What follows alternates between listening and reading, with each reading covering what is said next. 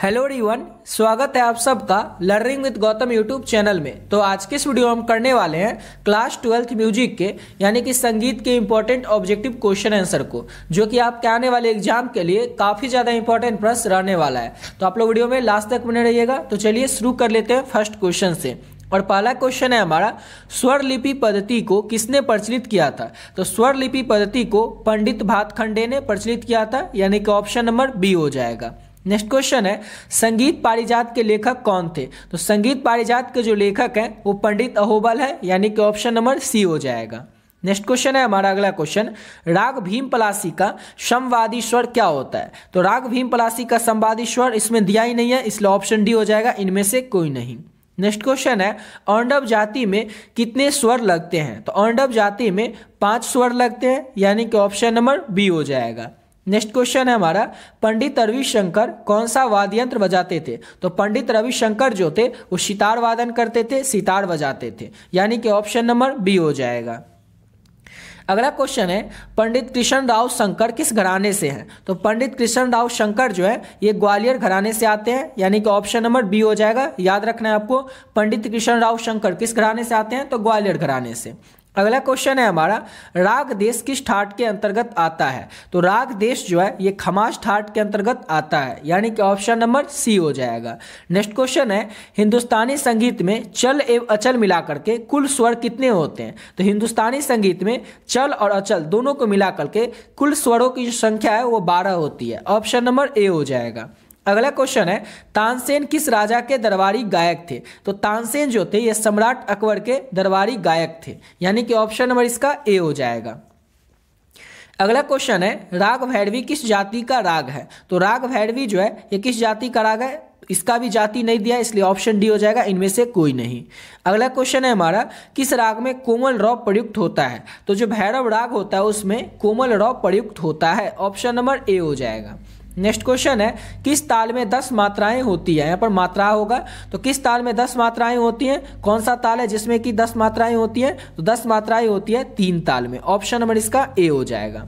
अगला क्वेश्चन कर लेते हैं। और नेक्स्ट क्वेश्चन है हमारा, नाद के कितने प्रकार होते हैं? तो नाद जो होता है ये एक ही प्रकार का, एक नहीं 2 प्रकार का होता है। नाद कितने प्रकार का होता है? तो नाद 2 प्रकार का होता है, ऑप्शन नंबर बी हो जाएगा। नेक्स्ट क्वेश्चन है, इस क्वेश्चन के बारे में आपको क्या ही बताए, क्वेश्चन कई बार आपके एग्जाम में पूछा गया और इस बार भी जरूर पूछा ही जाएगा कि स्वरों के चढ़ते क्रम को क्या कहते हैं? तो आरोह कहते हैं, और स्वर के उतरते क्रम को अवरोह कहते हैं। इस दोनों को याद रखिएगा।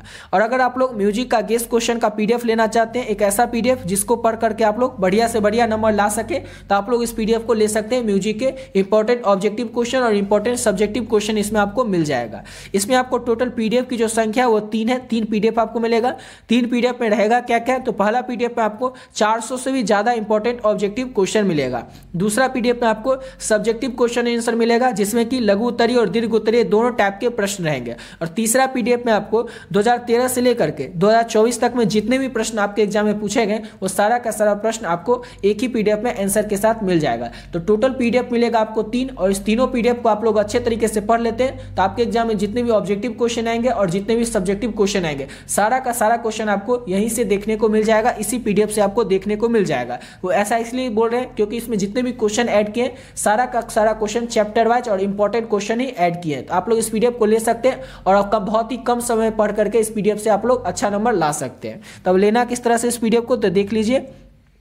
केवल और केवल 30 रुपए पे करके आप लोग इस पीडीएफ को ले सकते हैं। ये नंबर है 7903820891। इस नंबर पे आप लोग फोन पे, गूगल पे, पेटीएम किसी माध्यम से आपको क्या करना है, 30 रुपए पे कर देना। उसके बाद इसका स्क्रीनशॉट लेकर के जो आप पे कीजिएगा, इसी नंबर से जो व्हाट्सएप है उस व्हाट्सएप पे आपको स्क्रीनशॉट भेज देना और एक मैसेज कर देना म्यूजिक, क्लास 12th म्यूजिक आप लोग मैसेज कर देंगे, आपको जो पीडीएफ है वो तुरंत मिल जाएगा। और इस पीडीएफ को पढ़ करके आप लोग बहुत ही बढ़िया नंबर ला सकते हैं और बहुत ही कम समय में आप लोग म्यूजिक का जो पूरा ऑब्जेक्टिव और सब्जेक्टिव है उसको याद कर सकते हैं। इसमें जो सब्जेक्टिव क्वेश्चन है इसमें आपको लघु उत्तरीय और दीर्घ उत्तरीय दोनों टाइप के प्रश्न मिलेंगे। और इसमें जो आपको प्रश्न है इसका जो आंसर है वो आपको बिल्कुल सिंपल लैंग्वेज में मिलेगा।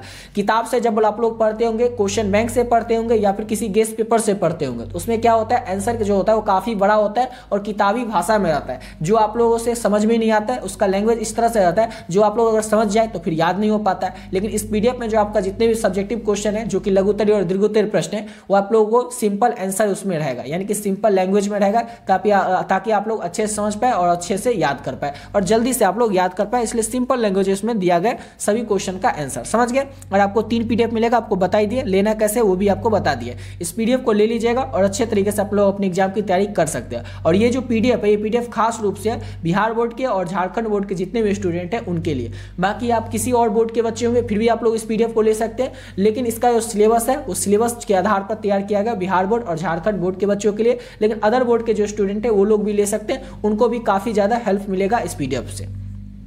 चलिए अगला क्वेश्चन करते हैं। और नेक्स्ट क्वेश्चन है, ताल कहड़वा का प्रयोग किस शैली के साथ होता है? तो ताल कहड़वा का जो प्रयोग है वो सुगम संगीत के साथ होता है। किसके साथ होता है? तो सुगम संगीत के साथ ताल कहड़वा का प्रयोग होता है। ऑप्शन सी हो जाएगा। नेक्स्ट क्वेश्चन है, विकृत स्वर कितने होते हैं? तो विकृत स्वरों की जो संख्या है वो 5 होती है, विकृत स्वर 5 होते हैं। अगला क्वेश्चन है हमारा, हिंदुस्तानी संगीत में कितने ठाठ हैं? हिंदुस्तानी संगीत में ठाठों की संख्या कितनी होती है? तो 10 ठाठ होते हैं हिंदुस्तानी संगीत में। ऑप्शन नंबर सी हो जाएगा।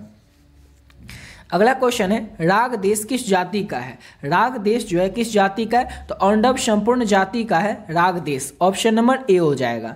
नेक्स्ट क्वेश्चन है, राग केदार किस ठाट के अंतर्गत आता है? तो राग केदार जो है ये कल्याण ठाट के अंतर्गत आता है, यानी कि ऑप्शन नंबर ए हो जाएगा। नेक्स्ट क्वेश्चन है, ध्रुपद में कितनी वाणियां हैं? ध्रुपद जो है इसमें कितनी वाणियां होती हैं? तो ध्रुपद में 4 वाणियां होती हैं। ऑप्शन नंबर बी हो जाएगा। नेक्स्ट क्वेश्चन है, भैरवी राग का समवादी स्वर क्या होता है? तो भैरवी राग का समवादी स्वर जो है वो सा होता है, यानी कि ऑप्शन नंबर ए हो जाएगा।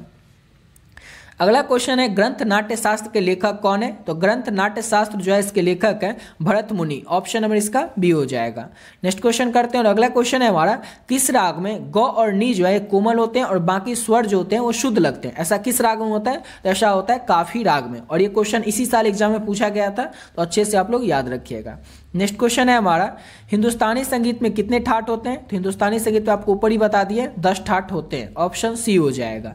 नेक्स्ट क्वेश्चन है, विकृत स्वर कितने होते हैं? तो विकृत स्वरों की जो संख्या है वो 5 होती है।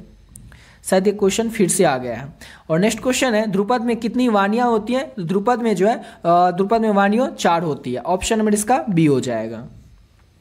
अगला क्वेश्चन है, राग यमन किस ठाट के अंतर्गत आता है? तो राग यमन जो होता है ये कल्याण ठाट के अंतर्गत आता है। ऑप्शन नंबर ए हो जाएगा। नेक्स्ट क्वेश्चन है, राग भैरव का वादी स्वर क्या होता है? तो राग भैरव जो इसका वादी स्वर ध होता है, यानी कि ऑप्शन नंबर इसका बी हो जाएगा। नेक्स्ट क्वेश्चन है, ख्याल के कितने प्रकार हैं? ख्याल जो है इसके कितने प्रकार होते हैं? तो ख्याल के 2 प्रकार होते हैं। ऑप्शन नंबर ए हो जाएगा। नेक्स्ट क्वेश्चन है, श्रुतियां कितनी है? तो श्रुतियां जो है ये 22 होती है। ऑप्शन नंबर इसका डी हो जाएगा। अगला क्वेश्चन करते हैं। नेक्स्ट क्वेश्चन है, संपूर्ण जाति में कितने स्वर लगते हैं? तो संपूर्ण जाति में जो है 7 स्वर लगते हैं। ऑप्शन नंबर सी हो जाएगा। अगला क्वेश्चन है हमारा, राग यमन किस ठाट के अंतर्गत आता है? तो राग यमन जो होता है ये कल्याण ठाट के अंतर्गत आता है, यानी कि ऑप्शन नंबर इसका ए हो जाएगा। नेक्स्ट क्वेश्चन है, राग मलकौस की जाति क्या है? राग मलकौस किस जाति का राग है? तो औंडव औंडम संपूर्ण जाति का राग है राग मलकौस। ऑप्शन नंबर ए हो जाएगा। हारमोनिया किस वर्ग का वाद्य यंत्र है? तो हारमोनिया जो है ये सुशील वाद्य यंत्र है, यानी कि ऑप्शन नंबर बी हो जाएगा। और अगला क्वेश्चन है हमारा, उस्ताद बिस्मिल्लाह खां कौन सा वाद्य यंत्र बजाते थे? तो उस्ताद बिस्मिल्लाह खां जो थे वो शहनाई वादन करते थे, शहनाई बजाते थे। इसी के साथ वीडियो यहीं पे कंप्लीट करते हैं। आशा करता हूँ आप लोगों को वीडियो अच्छा लगा होगा। और ऊपर जो आपको PDF बताएं, नोट्स बताएं, उसको जरूर ले लीजिएगा और अच्छे तरीके से आपको तैयार कर लेना है। बाकी वीडियो रोज अपलोड होता ही है, तो आप लोग वीडियो को देखते रहिए। और म्यूजिक का टेंशन आपको छोड़ देना है। जैसे आप लोग वो नोट्स को लेकर के अच्छे से कंप्लीट कर लेते हैं तो आपका जो सारा सिलेबस है संगीत का वो कंप्लीट हो जाएगा। ठीक है, तो मिलते